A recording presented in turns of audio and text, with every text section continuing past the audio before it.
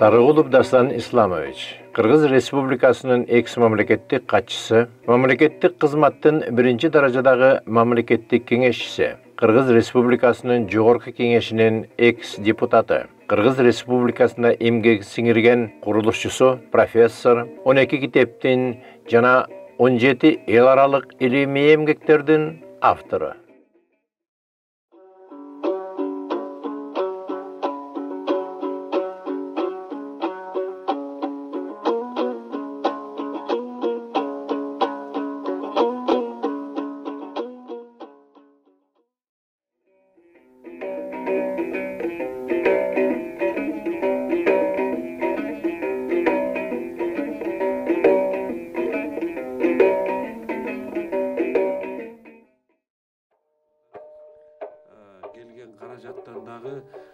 Баягы элибиздин келечеги жоголуп бараткандай сезим калтырат да. Канчалары төрөп койду ошо бөлөк элден. Ошондой болуп атат. Үй бүлө кура албагандары канча турат, туура. Берде үй бүлөсүн таштап коюп, тияктан үйлөнгөндөр болуп атат да. Туура. Канча көйгөй, канча трагедия үй бүлөлөрдө. Эми жанагы кантип 1.400.000 адамды биз бияка алып келе алабыз.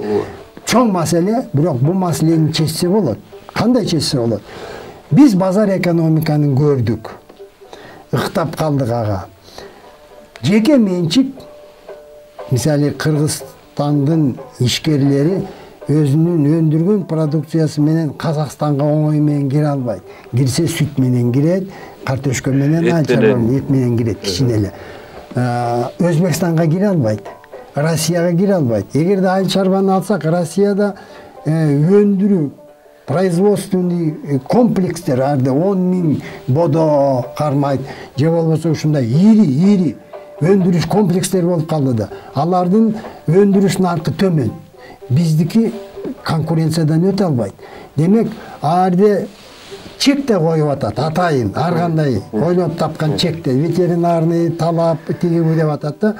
Кытайга да кире албайт. Мисалы Шоро Кытайга кире албай койду. Шоро Казакстанга кире албай койду. Эгерде кубаттуу мамлекет курабыз десек, 1.400.000 мекендештерибизди алып келебиз десек, биз жеке менчик менен бул маселени чече албайбыз. Жеке менчик эч качан кубаттуу мамлекеттин экономикасын куруп бере албайт. Муну ачык айтышыбыз керек. Демек, биз мамлекеттик концерн түзүшүбүз керек. Кайсы багытта? Эң биринчи таза булак сууларын өндүрүп бөтөлкөгө коюп сатуу. Себеби Казакстандын талай областтары таза сууга жетпейт, Россиянын талай областтары таза сууга жетпейт. Бирок жеке ишкер Кыргызстандын суу менен алып базарга кире албайт. Франция кирип алган, чет өлкөлүк, дүйнөлүк эл аралык компаниялар кирип алган аяка. Мамлекеттик концерндин деңгээлинде гана кирүү мүмкүн. Өзбекстанга, Азербайжанда муктаж булар таза сууга. Демек, бизде канча коктуу болоттуу булак суулар бар, эч ким айта албайт. Сиз агып аткан суулар кетип атат, коктууга кетип эле. Миллион кубтар агып эле жатат. Агып эле жатат. Кыргыз элинин байлыгы 52 миллиард таза суу куб жылына бизге энчиленген. Ар бир коктууга 3 смена 24 саат сууну тундуруп бөтөлкөгө куя турган линия. Бул Мерседес эмес, бул самолет эмес, бул сотовый телефон эмес. Ага кудуретибиз жетет, туурабы? Эң алды мамлекеттик таза суу концерни түзүш керек. Мамлекеттик. Ошого тышкы иштер министр, ошого министрлер баары иштеш керек. Ошону сатканга, реклама кылганга, ошентип ар бир коктуга 3 смен 24 саат жылына эгерде 1 миллиард литр суу, анан кийин 3 миллиард, анан 5 миллиард куб суу сатсак, конкуренциядан жеңил өтөт, реклама керек. Эми бу тармакта 100.000, 150.000 адам иштейт эле. Эгерде 2.000, 3.000 ошондой линия иштетсек. Экинчи чоң маселе мына балыкты айталык. Бизде ак балык, Европада ак балык өспөйт. Себеби суу мустап, бизде бийик да, суу жылыйт. Ак балык суунун жылуу сууна гана өсөт да. Мына ак балыктын баасы кызыл балыктан 3 эсе өйдө. көлдө мамлекеттик балык өндүрүү концерн Соң көлдө, суу сактагычтарда, Кара Бурат, Орто Токой, Токтогулда мамлекеттик концерн болуш керек. Ал жерде жылына 20 000 тонна, 50 000 тонна, Союз убагында Кыргызстан 100 000 тонна балык өндүргөн. 100 000 тонна балыкты өндүргөн Кыргызстан Союз убагында. Эмне үчүн азыр биз 50 000, 60 000, 70 000 балыкты өндүрө албайбыз, жарымын ыштап туруп сатса. Билесизби, орустар канча баасын, килосын $2, $3 алат эле. Бул мамлекеттик концернде анын тиги илимий жагы бар, анан жанагы тиги эмесинен майда балык чыгара турган. Мунун баары күзөтүү менен баары менен 100 000 адамды жумуш менен камсыз кылат эле. Андан кийинки мамлекеттик концерн Баткенде тамчылатып суу менен сугарылган карагат, абрикос, өрүк, черника, голубика, клубника мунун баарын тамчылатып суу менен биринчи жылы 100 000 гектар, экинчи жылы дагы 100 000 гектар. Бул самолет куруу эмес, Мерседес же Lexus куруу эмес, ага биз жете албайбыз. Муну тамчылатуу технологиясы өздөштүрүлгөн. Труба сатылып атат, туурабы? Туура. Бу Баткенден 100 000, 200 000, 300 000. Мына Ысык көлдө балыкчыдан Далинкага чейин күнгөй жылына 100 000 гектар, 100 000 гектар, 100 000 гектардан иштетсек, экөө биригип бери дегенде 200 000 адам жумуш менен камсыз болот эле. Туурабы мынай? Туура. Дагы мен айтып коеюн, өтө пайдаланбаган мүмкүнчүлүк айыл чарба тармагы. Азыр айыл чарба тармагы салыштырмалуу экологиялык таза. Бирок баары бир жерди биз химия менен, пестицид, гербицид менен улантып койдук. Ооба. Тамак аштын күчү жок. Эмне үчүн коронавирус күчөп атат? Иммунитет жок. Ичкен тамак жел. Ал түгүл жанагы малга дагы бат семиртиш үчүн уколдорду сайып атат. Ийне сайып атат. Бул дагы бар келип эле адамдын организмин талкалай турган дарылар экен. Коронавирус ошон үчүн айтты да, муну жолуңар жарга такаласыңар. Азыр мына вируска туруштук жок, себеби ичкен тамагың жел, баары эле дары, баары химия, ал иммунитетти бербейт. Ушундай болуп атат да.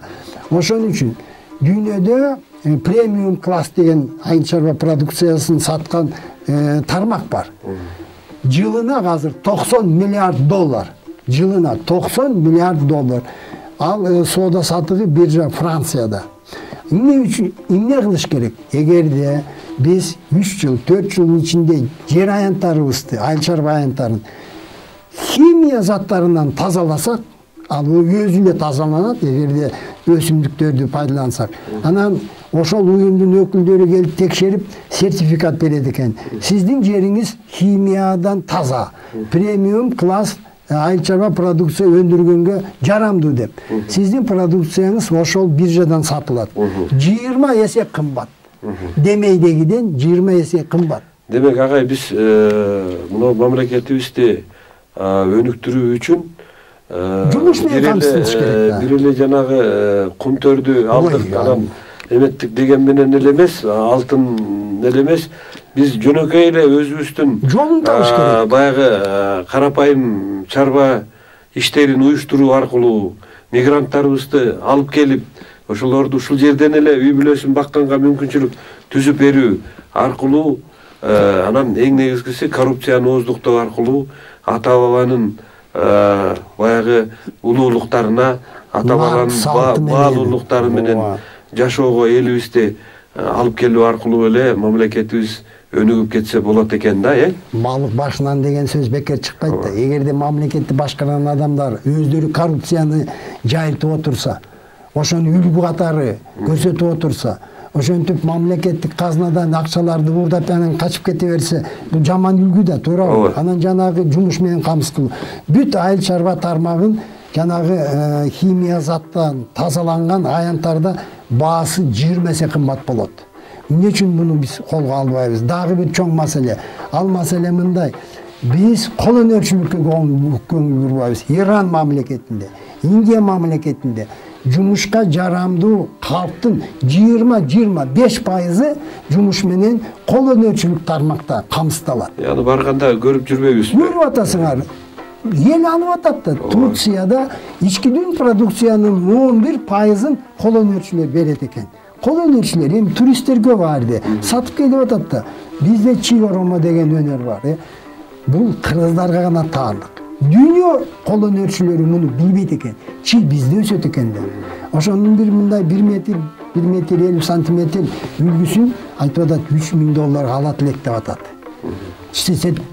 Чет өлкөдөн келген адамдар айтып атат. Тышкарыдагы жанагы ала кийиз шырдактардын кичинекей баягы үлгүлөрүн, эмелерин, сүйүлөр катары. Ден жакшы экен да. Биз бир жолу көрсөтмө уюштурсак, панельный үйдө жашаган орус келип шырдакты алып атат. Анан мен сурадым. Сиз эмне алып атасыз? Кыргыз шырдагын десем. Балдарым оорукчал болду дейт абдан. Жанагы синтетика, палас, ковёрдун баарын ыргыттым дейт. 2 жылдан бери кыргыздын ала кийиз шырдагын коюпман дейт.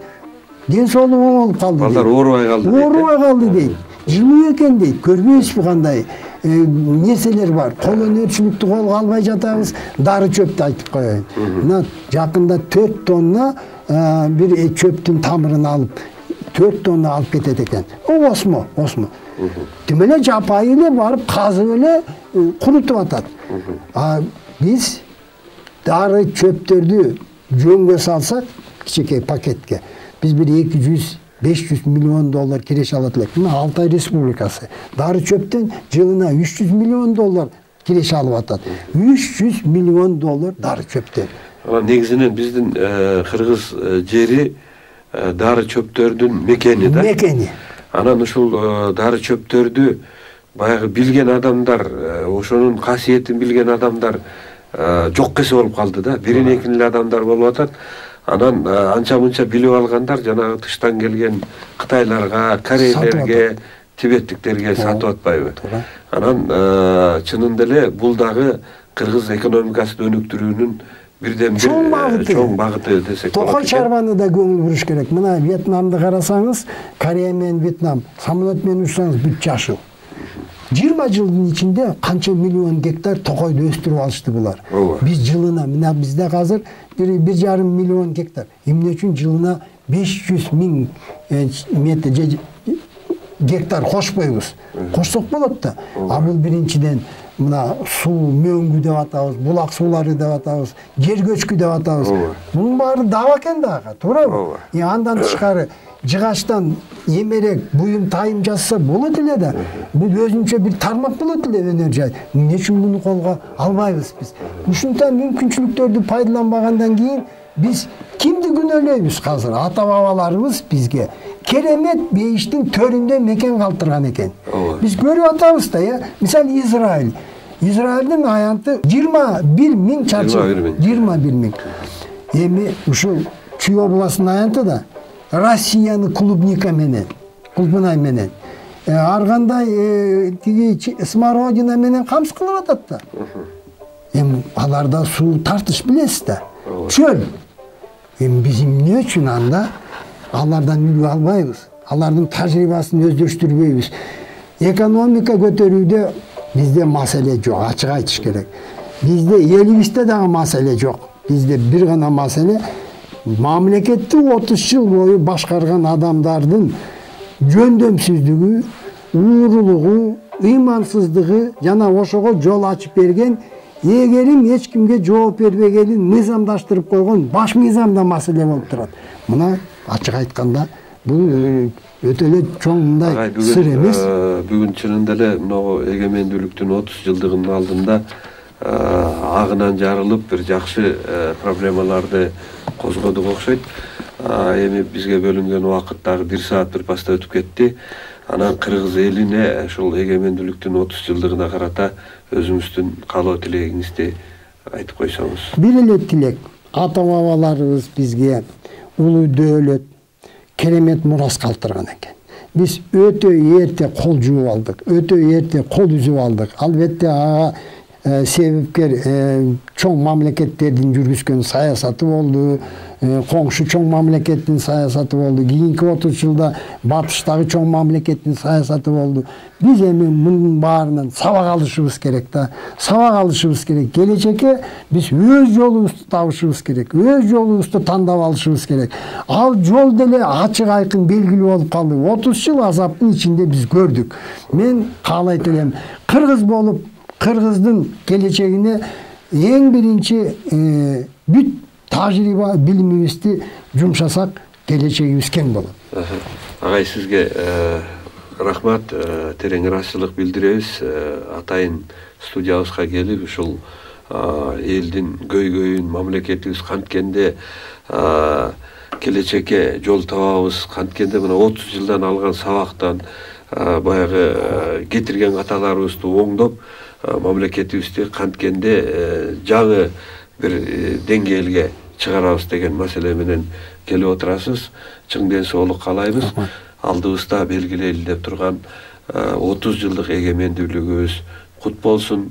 Бар бирибиз ойлонуп, келечекте эртеңки күнү кандай кылабыз, эртеңки күндө балдарыбыз үчүн, неберелерибиз үчүн кандай мамлекет курууга тийишпиз деген маселенин үстүндө ойлонуп, ата бабалардан калган жолду табууга аракеттенели. Шуну менен бүгүнкү берүүбүз соңуна чыкты. Кийинки көрсөтүүлөрүбүздө жолукканга чейин аман туруңуздар.